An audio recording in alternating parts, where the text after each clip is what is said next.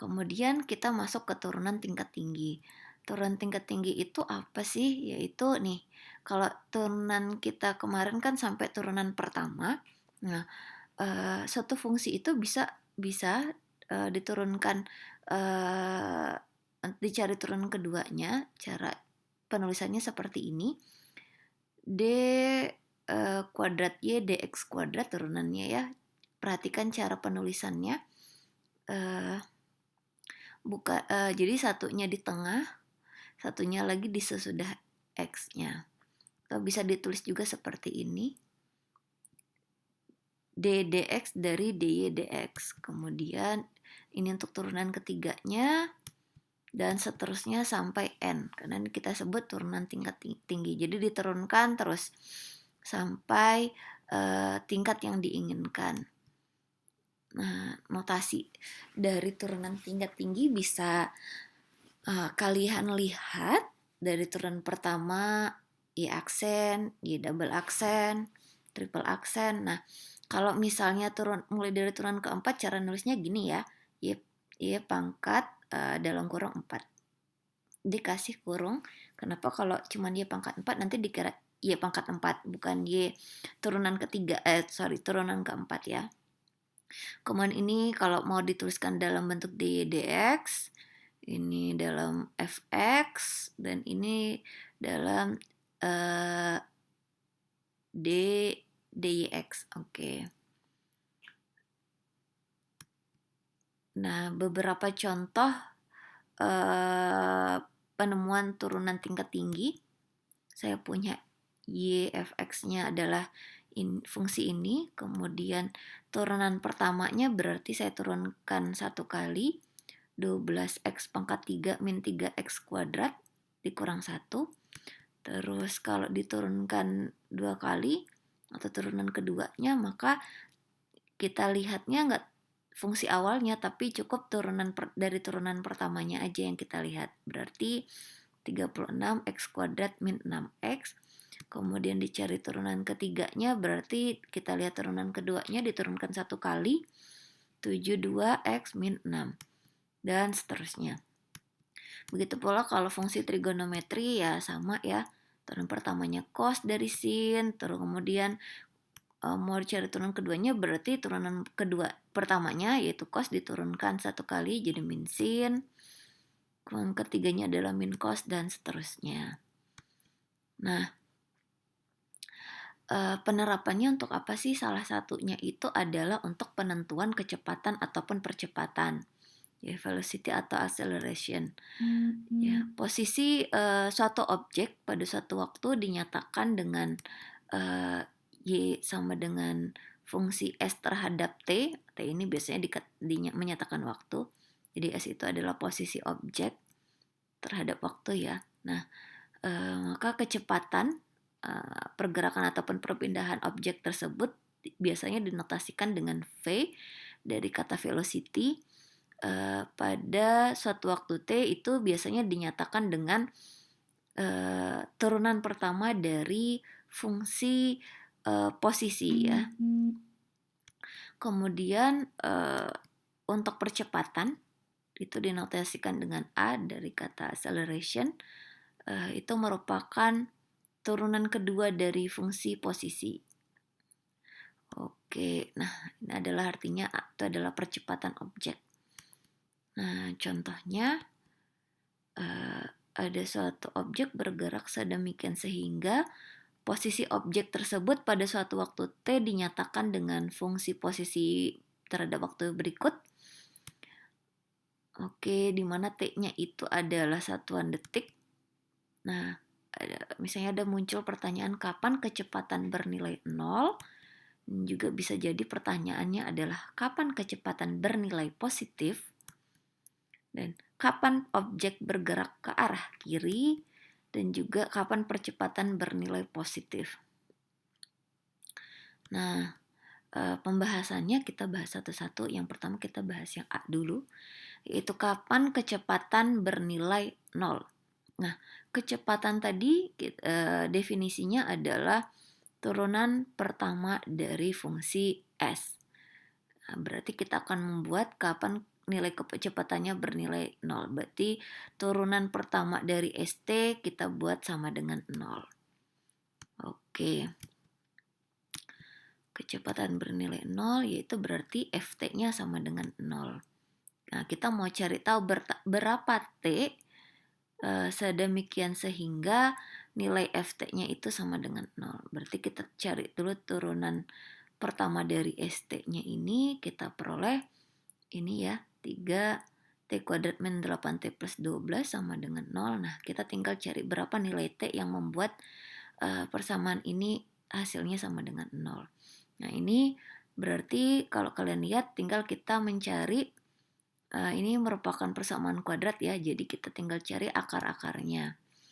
Nah, tinggal difaktorkan bisa, diperoleh ini T min 2 dikali T min 6, maka yang mungkin agar ini bernilai 0 adalah T dikurang 2-nya sama dengan 0 atau T min 6-nya yang sama dengan 0. Maka kita peroleh T sama dengan 2 atau T sama dengan 6. Artinya, kecepatan akan bernilai 0 pada waktu T sama dengan 2 detik atau pada waktu T sama dengan 6 detik. Jadi pada saat T di 2 dan atau 6 itu kecepatan dari objek ini akan bernilai 0. Kalau misalnya kurang percaya, silahkan coba substitusikan T sama dengan 2 atau juga T sama dengan 6 ke fungsi velocity-nya atau kecepatannya, apakah benar hasilnya setelah Anda substitusikan nilainya sama dengan 0.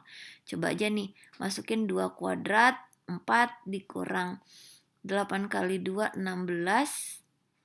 16 dikurang tadi 4 itu min 12 ditambah 12, 0 kali 3, 0. Ya, benar ya.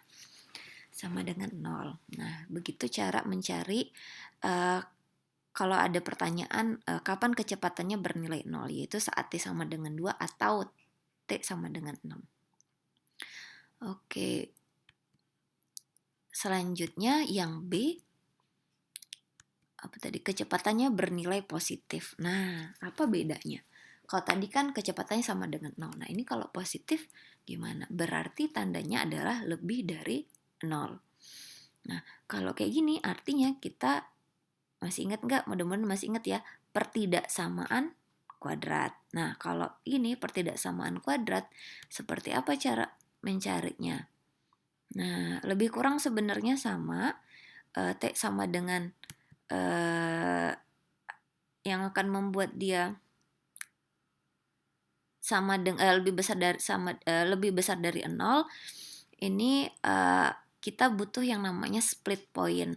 Split point di pertidaksamaan ini adalah nilainya T sama dengan 2 atau T sama dengan 6. Maka kita bisa uji tanda atau uji nilai karakteristik seperti apa nilainya di T sama dengan kan ini split point ya. Split point artinya kalian coba berarti kita evaluasi nilainya di 3 daerah ini. Kalau titiknya ada 2 berarti kita akan cek nilai di sini, dan di sini. Cek apakah kita ambil sembarang nilai X yang ada di daerah ini, misalnya 0. Nah, kita coba substitusikan ke persamaan kita, yaitu 3 T min 2 T min 6. Nah, kita coba substitusikan nilainya 0. 3 dikali min 2 terus dikali dengan 0 berarti min 6.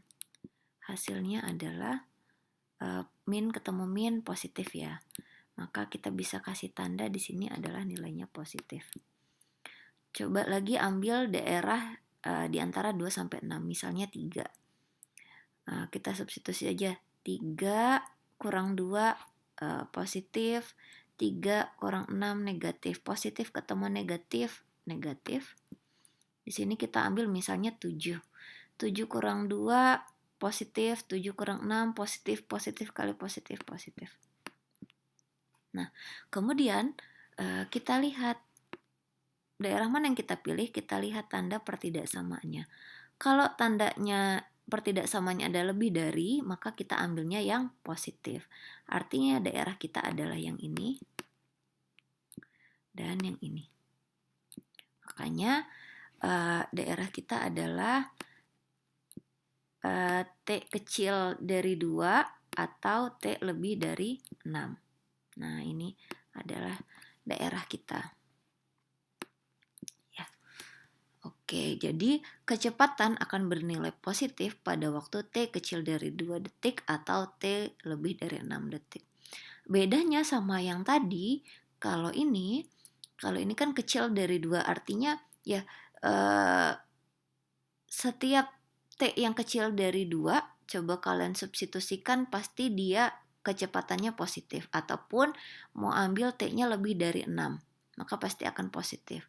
Kalau kalian ngambilnya yang di tengah antara 2 sampai 6, itu pasti hasilnya kecil dari 0. Jadi kecepatannya tidak bernilai positif ya. Oke, itu cara untuk membahas nomor B. Kemudian untuk pertanyaan yang ketiga adalah kapan objek bergerak ke arah kiri? Nah, artinya kalau bergerak ke arah kiri itu kecepatannya itu kecil dari 0. Nah, sama hal yang kayak tadi, tapi kita berarti memilihnya adalah daerah yang membuat daerah di split point-nya yang menghasilkan yang kecil dari 0 atau negatif. Tadi udah dibahas di pembahasan sebelumnya, adalah daerah yang di tengah ya, di antara 2 sampai 6. Nah, jadi kalau misalnya T-nya itu di antara 2 sampai 6, nah itu kecepatannya bergerak ke arah kiri atau kecepatannya kecil dari 0. Objeknya bergerak ke arah kiri. Seperti itu untuk membahas nomor C. Dan selanjutnya yang terakhir adalah kapan percepatan bernilai positif. Nah, kita ketahui dari definisi bahwa percepatan itu adalah turunan kedua dari fungsi posisi. Maka kita perlu turunkan dia sampai turunan keduanya. Nah, karena dia minta percepatannya bernilai positif, maka berarti A-nya lebih dari 0. Kita berarti dari fungsi kecepatan kita turunkan 1 kali, kita dapat ini. Nah, T yang buat lebih dari 0 adalah T lebih dari 4. Nah, jadi percepatan bernilai positif pada waktu T lebih dari 4. Jadi mulai saat T lebih dari 4, itu percepatannya bernilai positif. Nah, seperti itulah pembahasan dari penerapan turunan tingkat tinggi dan juga aturan rantai. Semoga bisa membantu Ananda untuk memahami materi pada pertemuan kita kali ini. Oke, baiklah, terima kasih. Assalamualaikum warahmatullahi wabarakatuh.